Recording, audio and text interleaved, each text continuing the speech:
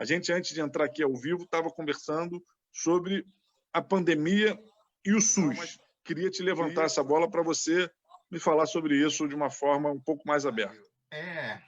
Eu acho que é complicado essa discussão da pandemia e, principalmente, a discussão da ruptura nesse momento com aquilo que a gente vinha construindo, que era o isolamento social. Né? Do ponto de vista do Covid, do coronavírus, né? O isolamento social é fundamental. Aliás, é o único meio que a gente tem para enfrentar. Né? Então, essa é uma arma que você não pode armar e desarmar o tempo inteiro. Né? Até porque isso cria uma confusão de compreensão e de entendimento por parte das pessoas muito séria. Não dá para você... Hoje cedo estava conversando com alguns colegas e estavam dizendo, mesmo, isso não é verdade, isso que eu vou dizer aqui, mesmo que os indicadores de Niterói fossem supimpas, maravilhosos com relação, né, ao processo da dinâmica da doença e do ponto de vista da complacência assistencial, mesmo que isso fosse a maravilha das maravilhas, né? Não dá para você olhar para Niterói sem esquecendo que Niterói está no contexto de uma região metropolitana. Niterói é uma cidade que vive no contexto de uma região com 2.800.000 habitantes. Isso quando a gente olha só para o lado de cada Bahia. Fora as outras ligações que Niterói já tem com o restante, a região dos lagos, por aí mais. Essa relação é muito dinâmica. Fora com uma outra ligação, que são 6, 7 milhões de habitantes, dos que estão lá no Rio de Janeiro. E fora com a Baixada Fluminense, que tem quase 4 milhões de habitantes, se tiver um pouco mais. Ou seja, não dá para você imaginar que a doença crescendo nacionalmente e de uma maneira em que não se tem controle.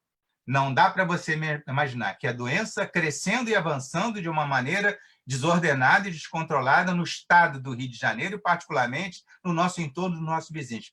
Que aqui você vai ter o império uma maravilha e uma essência em que nada totalmente infensa, totalmente isenta de qualquer relação com o restante. Sabe? É complicado isso. É uma relação muito, muito, muito complicada. É uma atitude, a meu ver, enviesada por um conjunto de pressões vinda, principalmente da esfera econômica, sei lá de onde está vindo, mas que coloca em risco o conjunto da população dessa cidade. Porque dentro, sabe, o Covid é como um cavalo bravos no campo. Né? Você não tem ideia para onde é que ele vai. Né? Então, sabe, a gente não tem domínio total sobre a dinâmica da doença. Né? Mesmo algumas medidas que Niterói adotou que foram, a seu ponto, corretas, né? A gente não tem acesso a certas informações para que a gente pudesse ter inferências com maior segurança. Né? Mesmo, Niterói vai expandir lá a testagem e tal, não sei o que, sim, mas como é que está sendo feito isso? Em que regiões? Sabe? Como é que isso está tendo? Qual é essa dinâmica territorial? Como é que isso está se dando? Né? Mesmo Niterói, ela é muito partida internamente, é uma cidade que, embora tenha uma renda per capita altíssima, ela tem bolsões de pobreza muito acentuados. A dinâmica da doença é muito diferente em cada um dentro dos nossos bairros, principalmente da relação dessa cidade com o conjunto da região. Então, eu acho complicado. Eu pedi para a equipe fazer um cálculo de taxa por bairro. Por bairro. Isso é fundamental. Como é que está, né? A gente fez esse levantamento aqui, e olha o que nos chamou a atenção. Excetuando, né, Gragoatá, que fica ali próximo de São Domingos, é um bairro muito pequeno, então isso acaba criando uma distorção no cálculo da taxa.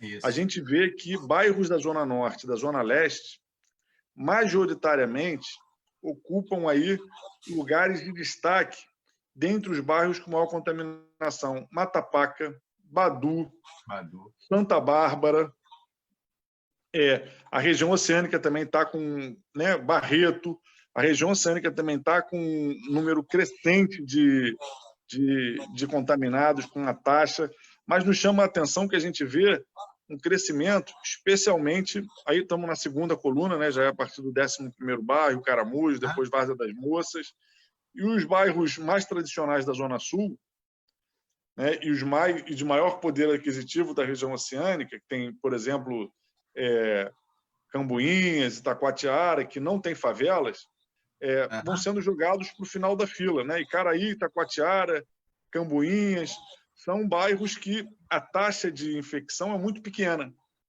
E a gente vai para bairros que têm, né, uma maior presença de população pobre, de favelas, etc., ou bairros mais pobres no geral, né, Caramujo, etc., essa infecção cresce. Então, a gente está muito preocupado também, né, um debate que a gente tem feito aqui com a abertura, porque ela gera mensagens para a população num país onde o presidente da República boicotou o isolamento social o tempo inteiro, onde a gente está convivendo com o negacionismo científico o tempo inteiro. Essas mensagens contraditórias, agora é lockdown, que não foi lockdown, mas que, né, vamos parar um pouco mais. Agora dá para abrir. A gente estava discutindo com alguns epidemiologistas que trouxeram para a gente a reflexão seguinte: olha, como o isolamento social nunca se deu para valer, 70%, 80%, a gente nunca conseguiu conter, de fato, a proliferação do vírus. Então, a gente já está um período longo, né, de quase 4 meses de isolamento social, 3 meses e meio, e, ao mesmo tempo, não conseguimos conter o vírus, porque esse isolamento também nunca foi realmente efetivo, né? Então, a gente tem uma preocupação que é esse alastramento do vírus cada vez mais para as regiões mais pobres, que é onde a gente sabe que tem, né, concentração populacional por cômodo, né, condições de isolamento social mais precários. Isso. Então, a gente fez esse mapa aí que nos traz um pouco esses números sobre Niterói. A gente vê ali, eu faço questão de ressaltar que o Gragoatá, por ser um bairro muito pequeno, acaba gerando aí uma distorção matemática.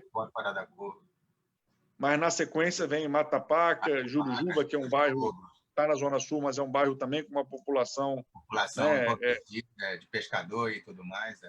Exatamente. Badu, aí vem Itaipu, na região oceânica, que eu também destaquei, aí vem Santa Bárbara, Barreto, Ilha da Conceição, Maceió, bairros, né, de uma população, né, trabalhadora de mais baixa renda, né, classe média baixa. Tem aí uma periferização do processo de infecção com coronavírus, também é muito preocupante, né? É verdade, você tem razão. Você tem razão. Isso aí a gente colocou no nosso último boletim e estou te mostrando porque tem muito a ver com isso que você está falando aí, né, desses sinais trocados. Mas eu quero pedir também para o administrador colocar aqui uma matéria que saiu no jornal O Globo de ontem, que falava justamente disso que você falou, do isolamento social e da importância de você pensar a região metropolitana. A gente, né, por exemplo, estava assistindo a uma queda, né, no número de casos na capital e a gente viu, de repente, com o afrouxamento do isolamento social, uma retomada do número de casos muito grande, né? Primeiro aqui as cidades, rapidamente. Para ir nas cidades, Niterói aparece como a 5ª cidade com maior número de óbitos e a 2ª cidade com maior número de casos. A gente tem dito sempre que, como Niterói tem uma política de testagem mais massificada do que os municípios vizinhos, esse número maior em Niterói não é para gerar pânico, né? Temos mais testes, mas ele serve para mostrar que a cidade também está muito infectada, né? Ou seja, não controlamos o vírus, né? A gente está tendo tratamento, está tendo testagem, mas o vírus está crescendo. Não é à toa que mesmo... Pelo número de óbitos, é importante você ver o seguinte: a taxa de mortalidade, não é letalidade, não. Letalidade porque ela está impregnada por conta da testagem. Aí você aumenta o N, é claro que ela diminui. Mas quando você joga isso em cima da população total, a mortalidade desses municípios ela é muito semelhante. Sim. Né? Não é muito diferente a mortalidade por 100 mil habitantes de Niterói para São Gonçalo, por exemplo, que tem 1.200.000 habitantes, mais ou menos. Nesse momento, a nossa taxa de mortalidade está mais alta que a de São Gonçalo. Está mais alta, pela conta que é. Daqui não está mais, dá para ver de cabeça, São Gonçalo tem mais que o dobro da nossa população. Isso. Exatamente. Pode baixar mais um pouco aqui, Atilão? Acho que essa matéria é uma matéria que foi muito boa. Ela traz as curvas. Pode baixar mais, aí ela traz as curvas. Isso aqui é o covidímetro, né? Essa matéria, né, o Covidímetro, ele mostra a rapidez como o vírus está se proliferando, né, o nível né, o risco de contágio. A gente chegou a ter, na semana passada, um risco moderado, tanto no estado quanto na capital, e com o afrouxamento das medidas, né, que foram sendo feitas nas últimas 2 semanas, e essa semana, né, se consolidou, mas que já vinham sendo feitos, isso já começou a se refletir no aumento da velocidade no número de casos, e na capital, que estava no amarelo, já voltou para o laranja, e no estado, que estava entre o amarelo e o laranja, já está entre o laranja e o vermelho. Ou seja, o não conseguir fazer um isolamento social de fato e começar nesse processo de vai e volta, está nos expondo a esse aumento do contágio de uma forma muito preocupante, né? Eu vou solicitar aos pesquisadores para me passarem também a atualização desse Covidímetro de Niterói. Eles também incluíram Niterói nas análises, né? O UFRJ, eles têm feito sempre da capital, do estado, 2 polos da região metropolitana, de Niterói e de Caxias. Eles escolheram esses universos para estar mantendo atualizados. Queria, então, te passar a bola para fazer as suas considerações finais com relação ao coronavírus, com relação ao sistema de saúde de Niterói. Eu tenho uma preocupação, né, e que eu tenho dividido com meus colegas da associação, com relação ao futuro, né? Eu acho que a nossa luta fundamental ela continua sendo por um sistema universal, integral e igualitário. A nossa luta pelo SUS, a nossa luta por um sistema de saúde que seja planejado a partir do conjunto das necessidades sociais de saúde, que seja o elemento garantidor do direito à saúde, do direito à vida, isso é fundamental. Isso faz parte da nossa luta. Mesmo a nossa luta corporativa, aquela mais vinculada à maneira como a gente recebe salário, que é do que a gente vive ultimamente, ela está estritamente vinculada a isso. Os profissionais de saúde compreendem que o horizonte da sua luta não é só o seu salário, o horizonte da sua luta é a garantia do direito à saúde, a garantia do direito à vida, porque no direito à vida, no direito à saúde da coletividade está a vida de cada um de nós, né? E nós que estamos no exercício da função pública, somos profissionais de saúde, escolhemos fazer isso, né? Agora é quem, como dizia minha mãe, quem pariu Mateus que balance. A gente escolheu lá no passado ser profissional de saúde. Então, encara isso com galhardia. Segura o cavalo pela boca e vamos tocar. Agora, me preocupa, sim, o futuro me preocupa muito, né? O futuro de cada um de nós, como ser, como humanidade. Eu acho que a gente precisa compreender isso, né? Não existe o novo normal, existe uma nova possibilidade de construção de formas de sociabilidade que sejam fraternas, que sejam profundamente cooperativas, colaboradores, que sejam fraternas na sua essência. Esse é um novo mundo, esse novo horizonte que cada um de nós tem que construir, tem que buscar construir.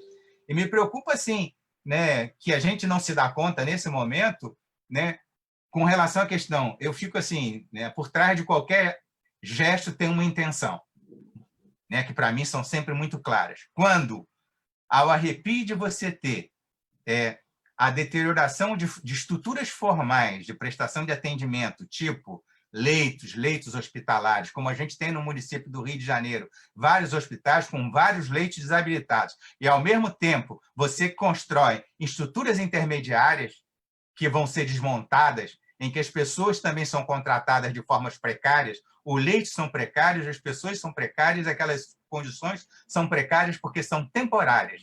Não existe profissional temporário.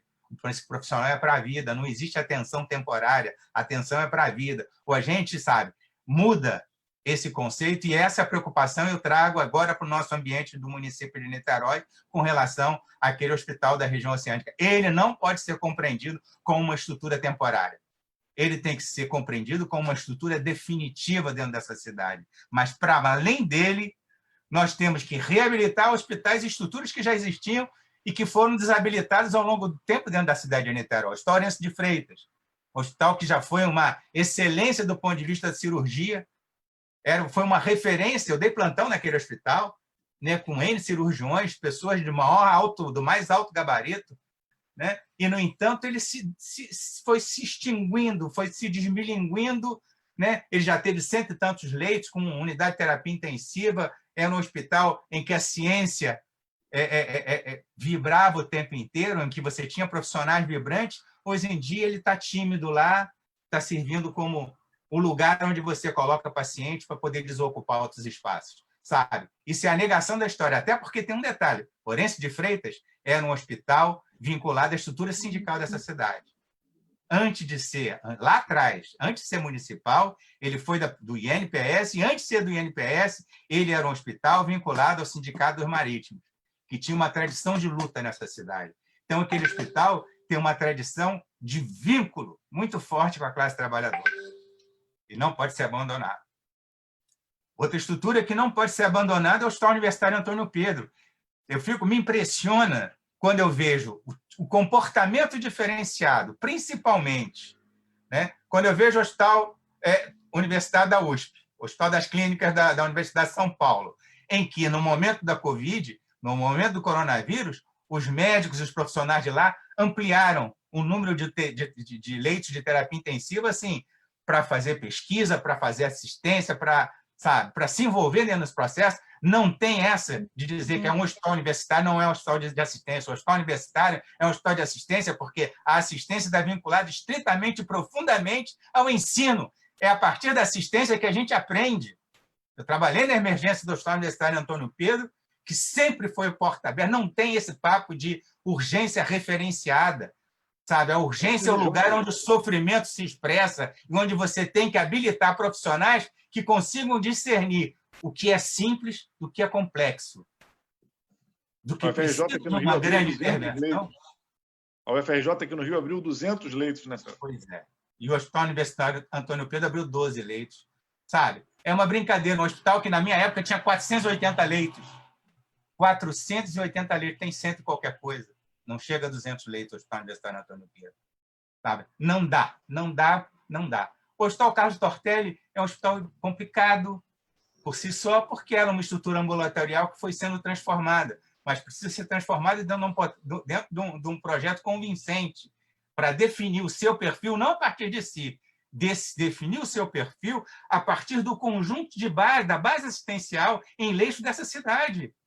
Cada uma dessas unidades vai definir o seu perfil, não a partir de si. O Hospital Universitário do Dr. Pedro não precisaria se definir a partir de si. Eles têm que se definir a partir da cidade, a partir da região. Ao mesmo tempo, não dá para você pensar nenhum tipo de planejamento de saúde em Niterói sem pensar na região metropolitana. Sabe? Do ponto de vista do planejamento, você sabe tão bem quanto eu, né? A gente que é da área, né? Sabe muito bem que, do ponto de vista do planejamento, a dinâmica populacional, a dinâmica dessas cidades, ela transcende em muitos limites formais dos municípios. E é a partir da dinâmica populacional que você organiza os meios de proteção à vida das pessoas. Então, assim, nós temos uma grande luta pela frente. Essa luta significa a luta por um sistema universal, integral e igualitário. É a minha luta, é a tua luta, é a luta dessa cidade. Os profissionais de saúde têm que compreender isso, mas a população precisa compreender também. Né? A população precisa se inserir nessa luta. Por quê? Porque não adianta ninguém dizer para mim, Niterói tem 30%, 40% de pessoas que têm plano de saúde. Ora, qualquer crise econômica faz com que a base dessas pessoas, do ponto de vista da remuneração do seu trabalho, fique diminuída, ela vai ter que lançar mão dos recursos que são sociais. E o fato de você ter possibilidade de ter um plano de saúde não significa que você tenha aberto mão do seu direito como cidadão. Né? E o direito à saúde é um direito de cidadania, é o direito de cada um de nós. Ele está inscrito na Constituição. Enquanto não arrancarem isso da Constituição, espero que a gente consiga barrar isso, que se depender dos neoliberais, como Guedes, como essa troika toda, né? Eles já teriam tirado isso. Agora, a história do passar a boiada, uma das boiadas que passaria seria a retirada de mais direitos sociais da Constituição. A gente vai ter que retomar a luta pelo direito previdenciário, vai ter que retomar a luta pelo direito ao trabalho, coisa que a reforma de Temer e depois do Bolsonaro estão nos infernizando a vida. Enfim, eu acho que é isso aí que a gente tem que se envolver. Valeu, César. Muito bom te ouvir. E antes que eu me esqueça, fora Bolsonaro e fora Mourão. Com certeza. Obrigado, César. Muito bom te ouvir. Muito bom refletir com você sobre esse momento tão difícil que a gente está passando.